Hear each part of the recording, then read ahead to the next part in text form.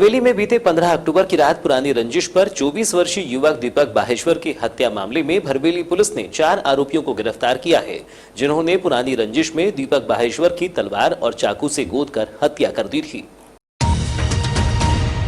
बताया गया कि 15 अक्टूबर को जब दीपक बाहेश्वर घर से निकला था, इसी दौरान उसे आरोपी अमरदीप उर्फ अमजद ब्रह्मे, कुलदीप ब्रह्मे और अमरदीप ब्रह्मे के 2 नाबालिग पुत्रों ने हत्या कर दी थी, जिसमें पुलिस ने हत्या का अपराध दर्ज कर विवेचना में लिया था, जिसमें वरिष्ठ अधिकारियों के मार्गदर्शन में कार्यवाही करते हुए पुलिस ने आरोपी अमरदीप ब्रह्मे, कुलदीप ब्रह्मे और 2 नाबालिग आरोपियों को गिरफ्तार कर लिया है, जिनकी निशानदेही पर पुलिस ने हत्या में प्रयुक्त किए गए तलवार और चाकू को बरामद किया है, जबकि मामले में फरार बताए जा रहे 4 आरोपियों को पकड़ने पुलिस टीम लगी हुई है।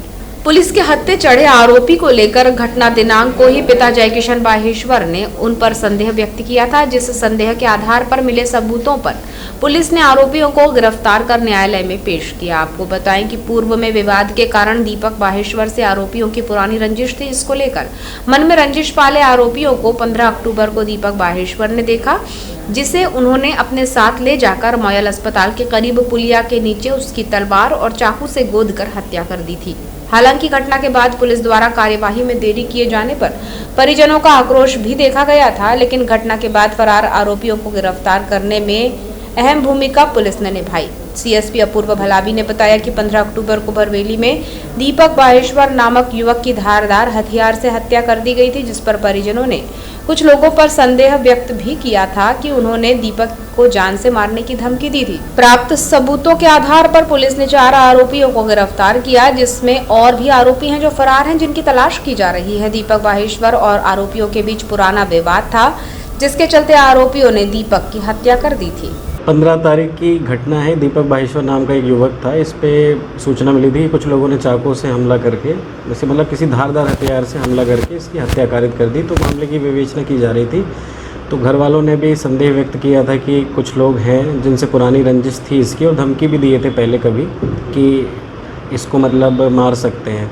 तो हमने जब विवेचना प्रारंभ की तो हमें प्रथम दृष्टया कुछ आरोपी हैं उनके खिलाफ सबूत मिले हैं, तो हमने उन्हें प्रथम उसमें गिरफ्तार करके न्यायालय भेजा है। रंजिश क्या बात की? रंजिश इनके बीच काफ़ी समय से लड़ाई झगड़ा मारपीट इसी तरीके की चल रही थी। मतलब ऐसा कोई पारिवारिक विवाद नहीं है, बस क्षेत्र में जैसे कुछ लड़के होते हैं, कभी किसी से झगड़ा हो गया, इस टाइप का इनके बीच काफ़ी समय से झगड़े चल रहे थे। तो कितने आरोपी हैं अभी फ़िलहाल 4 आरोपी हमारी गिरफ्त में हैं और कुछ जो आरोपी फरार हैं उनकी तलाश की जा रही है।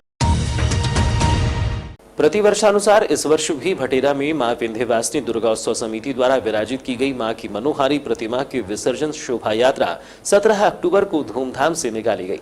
अध्यक्ष सुशील ठाकुर के नेतृत्व में समिति पदाधिकारियों और वार्ड के रहवासियों द्वारा पूरे भक्तिमय माहौल में अलग अलग जगह से आए डीजे धुमाल और ढोल से निकलती सुमधुर देवी गीतों पर नाचते थिरकते हुए निकाली गई।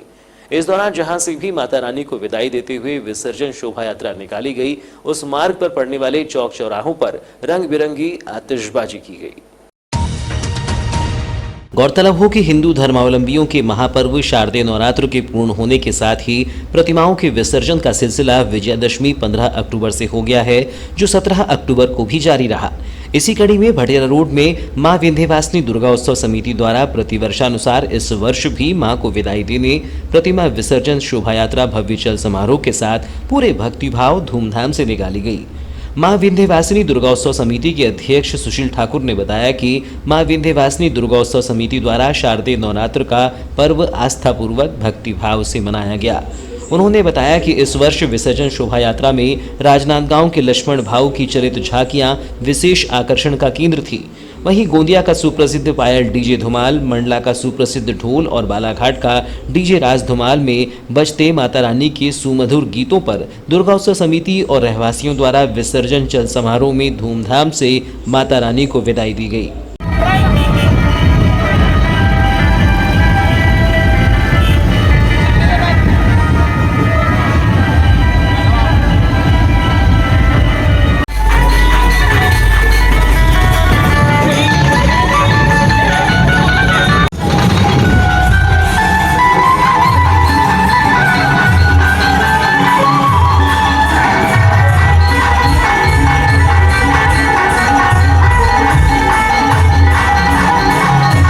माता रानी को विदाई देने निकाले गए विसर्जन चल समारोह में बैंड और चलित आकर्षक झांकियों के आकर्षण का केंद्र रही।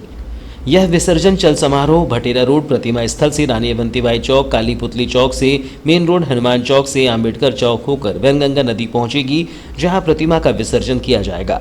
इस दौरान मां विंध्यवासिनी समिति के कार्यकर्ता जहां से होकर भी मां की विसर्जन शोभा यात्रा गुजरी। इस दौरान पड़ने वाले चौक चौराहे पर विशेष आतिशबाजी की गई।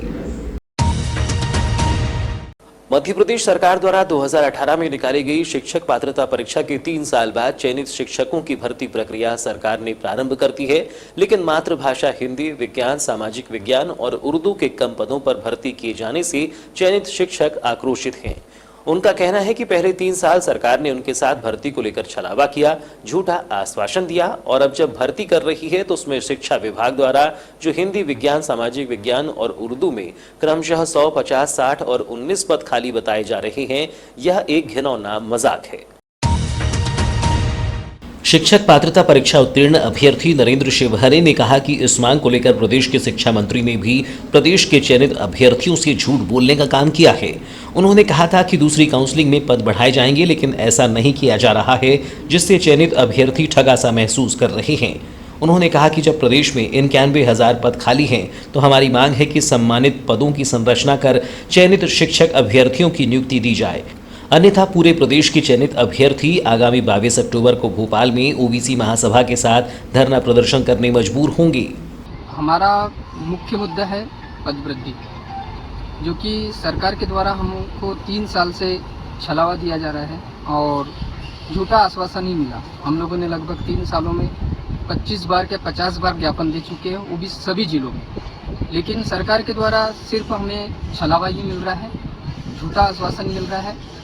और हमारी यही मांग है कि जो उपेक्षित विषय है, जो कि मातृभाषा हिंदी, जो कि हमारे पूरे मध्य प्रदेश की मातृभाषा है, विज्ञान, सामाजिक विज्ञान और उर्दू, ये जो 4 उपेक्षित विषय है, इसके जो पद शिक्षा विभाग के द्वारा जो मजाक किया गया, घिनौना मजाक किया गया है इन विषयों के साथ, जिसमें क्रमशः 100, 50, 60 और 18 पद जारी किया गया रोस्टर में। तो लगभग 2.5 साल से हम जो शिक्षित बेरोजगार युवा है, इन लोगों की सारी नींद इस सरकार ने उड़ा कर रखी है। ओबीसी नेता सौरभ लिल्हारे ने कहा कि पदों की सही संरचना की मांग को लेकर ओबीसी महासभा के नेतृत्व में पूरे प्रदेश के चयनित अभ्यर्थी भोपाल में 1 दिवसीय सांकेतिक धरना प्रदर्शन करेंगे, जिसके बाद भी यदि सरकार नहीं सुनती है तो पूरे प्रदेश में उग्र आंदोलन की शुरुआत बालाघाट से ही की जाएगी। वहीं प्रदेश की जिन 5 जगहों पर उपचुनाव हो रहे हैं, वहां चयनित अभ्यर्थी भाजपा सरकार और शिक्षा मंत्री के प्रदेश के युवा चयनित शिक्षकों को दिए गए झूठे आश्वासन की पोल खोलकर भाजपा को हराने का काम करेंगी। आपको बता दूं कि 2011 के बाद में जो 2018 में शिक्षक भर्ती मध्य प्रदेश सरकार के द्वारा की गई थी, उसमें लगभग 5,500 पदों की भर्ती की गई थी। और मध्य प्रदेश शासन के जो आंकड़े सामने आ रहे हैं, उसमें अभी भी वर्तमान में 91,000 के लगभग पद खाली है। तो जैसा कि हमने देखे कि जो इंग्लिश विषय, उसी में लगभग ट्राइबल को मिला के 7,500 पद निकाल दिए गए। जो मेन पद है, जिस तरीके से हम सभी लोग जानते हैं कि हिंदी हमारे मध्य प्रदेश नहीं संपूर्ण भारत देश की मातृभाषा है, उसमें सिर्फ 50 पद मध्य प्रदेश में निकालने का काम सरकार ने किए। तो इन सभी मांगों को लेकर हम बहुत जल्दी जो हमारे जो पद वृद्धि की मांग करने वाले साथी है, संपूर्ण मध्य प्रदेश में ओबीसी महासभा जिस प्रकार से चयनित शिक्षक संघ के साथ में खड़ी थी, उसी तरीके से आने वाले समय में सड़क से लेके हर तरीके से इनके साथ में लड़ाई लड़ने को तैयार है। आने वाली 22 तारीख को पद वृद्धि की मांग करने वाले साथी भोपाल में एक सांकेतिक धरना प्रदर्शन कर रहे हैं। अब 22 तारीख के बाद में अगर इनकी मांगों पर सरकार विचार नहीं करती है और इनकी मांग पूरी नहीं करती है, तो 22 तारीख के बाद में उग्र आंदोलन किया जाएगा। और आपको बता दूं कि जो मध्य प्रदेश के 4 जगह में उपचुनाव हो रहे, वहाँ पे भी ये पद वृद्धि के साथ ही ओबीसी महासभा के साथ मिलकर भाजपा पार्टी को हराने का काम करेगी।